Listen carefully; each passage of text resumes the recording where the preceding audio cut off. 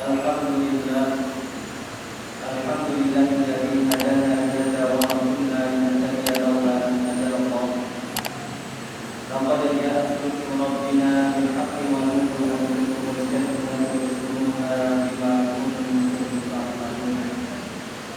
Asyhadu an la ilaha illallah wahdahu la syarika lahu wa asyhadu anna Muhammadan 'abduhu wa rasuluh. Sallallahu alaihi wa ala alihi wa ashabihi wa man sara ala nahjihi al-qawim wa ja'ala al-siratal mustaqim ila yaumiddin wa sallama tasliman katsiran. Amma ba'du, fa ya ayyuhal hafizun rahimakumullah, ittaqullaha haqqa tuqatih wa la tamutunna illa wa antum muslimun. Qala Allah ta'ala fi kitabil karim, a'udzu billahi minasy syaithanir rajim. Bismillahirrahmanirrahim. Ya ayyuhalladzina amanu taqullaha wa taqullaha nafsun ma qaddamat lighadin wattaqullaha innallaha khabirun bima ta'malun. Wa la takunu kalladzina nasullaha fa ansahum anfusahum ulaika humul fasiqun. Shadaqallahul azim. Ma'asyiral muslimin al-hadirin sidang Jumat rahimahullah. Marilah kita senantiasa bersyukur atas nikmat yang telah Allah anugerahkan kepada kita semuanya, yang pada hari ini Allah menjadikan kita bersama hadir di rumahnya dalam rangka menaikkan kewajiban kita kepada Allah Subhanahu wa Ta'ala. Salawat dan salam semoga tetap tercurahkan kepada junjungan dan tauladan kita Nabi Muhammad sallallahu alaihi wasallam dengan mengucapkan Allahumma shalli ala Muhammad wa ala alihi wa sahbihi ajma'in. Masih di bulan yang mulia, di bulan Sya'ban, di detik-detik terakhir kita akan menuju bulan Ramadan. Marilah kita senantiasa terus meningkatkan iman dan takwa kita kepada Allah Subhanahu wa Ta'ala sebagai satu-satunya cara agar selamat menjalani tantangan kehidupan di dunia dan beruntung di akhirat. Dan semoga Allah panjangkan umur kita bisa bertemu di bulan Ramadan pada tahun ini yang hanya tinggal menghitung hari. Ma'asyiral muslimin al-hadirin sidang Jumat rahimahullah. Kita yakin kita semua penuh kekurangan, entah masih terus-menerus dalam bermaksiat kepada Allah, kurang dalam ketaatan, bahkan kadang bermudah-mudahan meninggalkan kewajiban kepada Allah Subhanahu wa Ta'ala. Selain dari kegembiraan yang terus harus kita syukuri, kita pun dalam rangka bertemu dengan bulan Ramadan, sangat penting bagi kita semuanya untuk bermuhasabah diri atau mengoreksi diri. Muhasabah adalah melihat pada amalan yang telah dilakukan oleh setiap jiwa, lalu mengoreksi kesalahan yang dilakukan dan menggantinya dengan amalan saleh. Pada kesempatan yang mulia ini, saya akan menyampaikan tema khutbah cara muhasabah diri. Ma'asyiral muslimin sidang Jumat rahimahullah. Allah Subhanahu wa Ta'ala memerintah kita untuk muhasabah diri dalam Al-Quran surah Al-Hasyr ayat 18 dan 19. A'udzu billahi minasy syaithanir rajim. Bismillahirrahmanirrahim. Ya ayyuhalladzina amanu taqullaha wa tanzur nafsun ma qaddamat lighad wattaqullaha innallaha khabirun bima ta'malun. Wa la takunu kalladzina nasullaha fa ansahum anfusahum ulaika humul fasiqun. Hai orang-orang yang beriman, bertakwalah kepada Allah dan hendaklah setiap diri memperhatikan apa yang telah diperbuatnya untuk hari esok, hari kiamat, dan bertakwalah kepada Allah. Sesungguhnya Allah Maha mengetahui apa yang kamu kerjakan.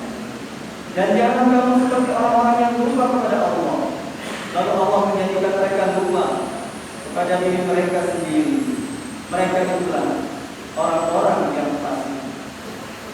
Ma'asyiral muslimin, inilah yang menjadi dalil agar kita bisa mengoreksi diri, tidak tergelincir dalam kesalahan, maka dikoreksi dan segera bertaubat lalu berpaling dari segala perantara yang dapat mengantarkan pada kemaksiatan kepada Allah. Kalau kita melihat ada kekurangan dalam amalan yang wajib, maka berusaha keras untuk memenuhinya dengan sempurna dan meminta tolong kepada Allah untuk dimudahkan dalam beribadah kepada-Nya. Lihatlah doa yang diajarkan oleh Nabi Muhammad SAW supaya dimudahkan dalam ibadah, seperti dalam hadis berikut ini. Dari Mu'adz bin Jabal radhiyallahu anhu, Rasulullah SAW pernah memegang tangannya lalu berkata, "Ya Mu'adz, Allah ini uhibbuk, Allah ini uhibbuk." Wahai Mu'adz, demi Allah, sesungguhnya aku mencintaimu, sungguh aku mencintaimu. Rasulullah SAW selanjutnya bersabda, "Aku memberikanmu nasihat, wahai Mu'adz, janganlah engkau tinggalkan saat di penghujung salat bacaan doa, Allahumma a'inni ala dzikrika wa syukrika wa husni ibadatik." Ya Allah, tolonglah aku dalam berzikir, bersyukur dan beribadah yang baik kepadamu.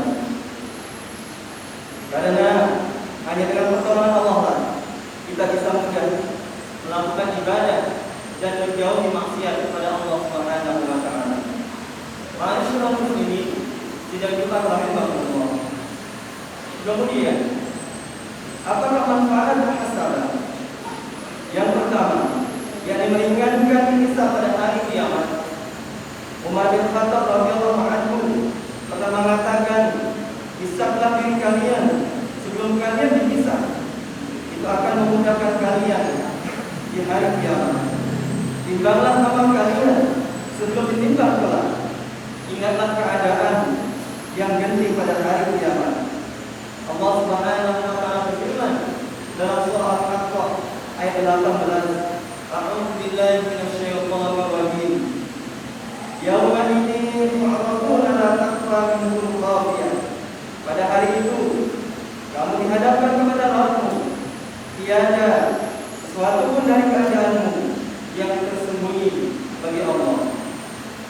Al-Fudail bin Iyad rahimahullah mengatakan, mukmin itu yang rajin menghisab dirinya dan ia mengetahui bahwa ia akan berada di hadapan Allah Taala.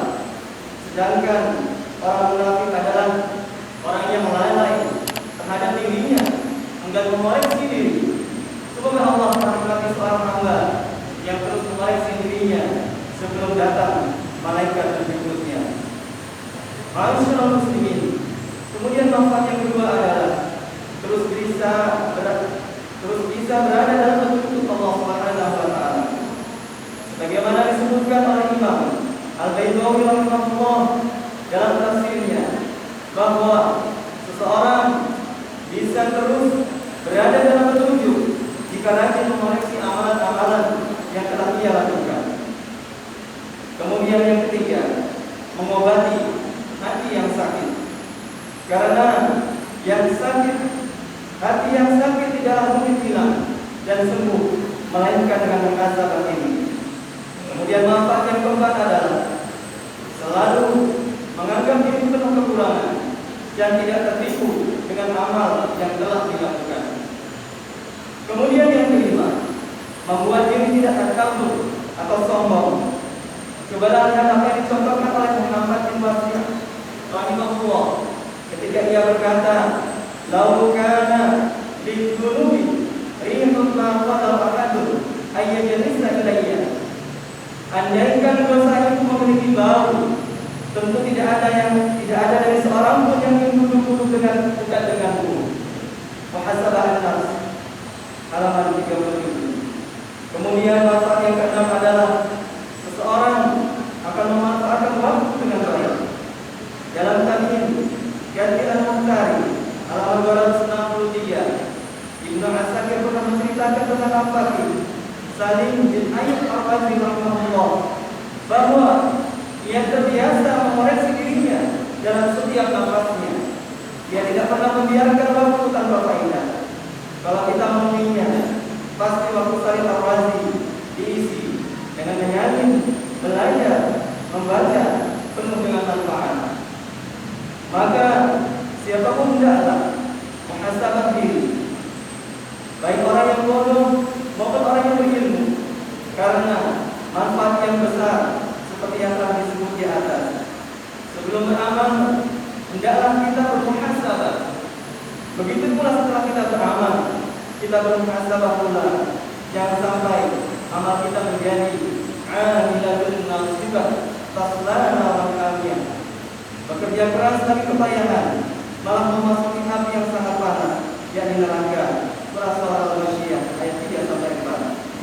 Bagaimana Ibnu Katsir rahimahullah mengatakan, seseorang itu menyangka telah beramal banyak dan merasakan kepayahan, malah pada hari kiamat ia masuk neraka yang amat panas. Ma'asyiral muslimin al-hadirin sidang rahimahullah. Kemudian bagaimana cara muhasabah diri? Yang pertama adalah mengoreksi diri dalam hal wajib, apakah punya kekurangan ataukah tidak. Karena melaksanakan kewajiban itu hal pokok dalam agama ini dibandingkan dengan meninggalkan yang haram. Kemudian yang kedua, mengoreksi diri dalam hal yang haram, apakah masih dilakukan ataukah tidak. Sebagai contoh, jika seorang hamba terus bermaksiat kepada Allah, jika masih berinteraksi dengan riba, maka ia berusaha terlepas diri darinya. Jika memang pernah mengambil hak orang lain, maka dikembalikan. Kalau pernah menghina orang lain, maka meminta maaf dan menerapkan orang tersebut dengan doa yang baik. Dalam perkara lainnya yang tidak mungkin ada koreksi, melainkan harus ditinggalkan, seperti minum minuman keras, memandang wanita yang bukan mahram, maka diperintahkan untuk bertaubat, menyesal dan bertekad tidak mau mengulangi dosa itu lagi, ditambah dengan memperbanyak amalan kebaikan yang dapat menghapus keburukan-keburukan. Allah Subhanahu wa taala berfirman dalam surah Hud ayat 114. A'udzu billahi minasyaitonir rajim. Bismillahirrahmanirrahim. Wa aqimus sholata tarafay an-nahari wa zulfan minal lail. Innal hasanati yudhhibun as-sayyi'at. Dzalika dzikrul lidzakirin. Dan dirikanlah sholat itu pada kedua tepi, siang baik pagi maupun petang, dan pada bahagian permulaan dari pada malam. Sesungguhnya perbuatan-perbuatan yang baik itu menghapus dosa perbuatan-perbuatan yang buruk. Itulah peringatan bagi orang-orang yang benar. Kemudian yang ketiga, mengoreksi diri atas kelalaian yang telah dilakukan.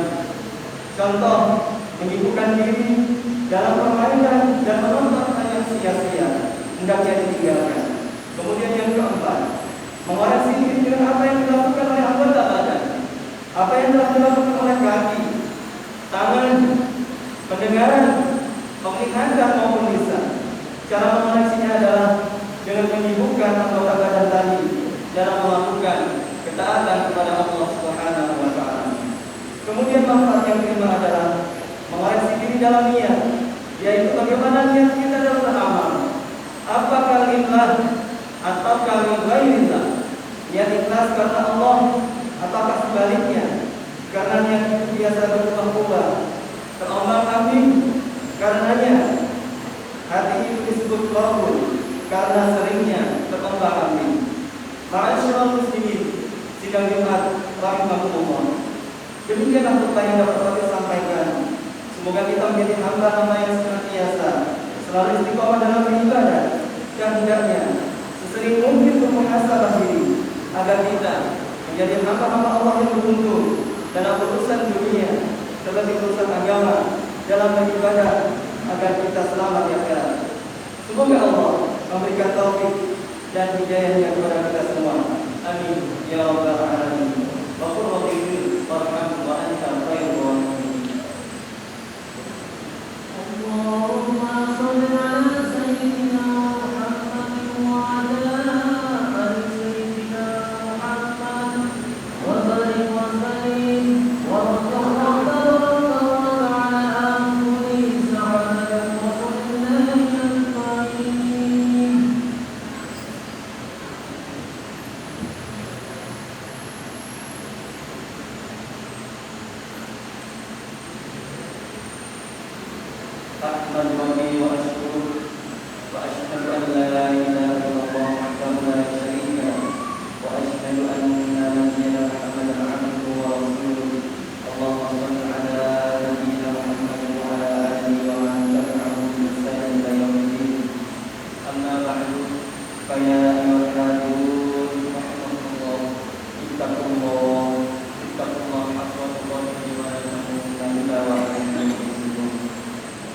Allah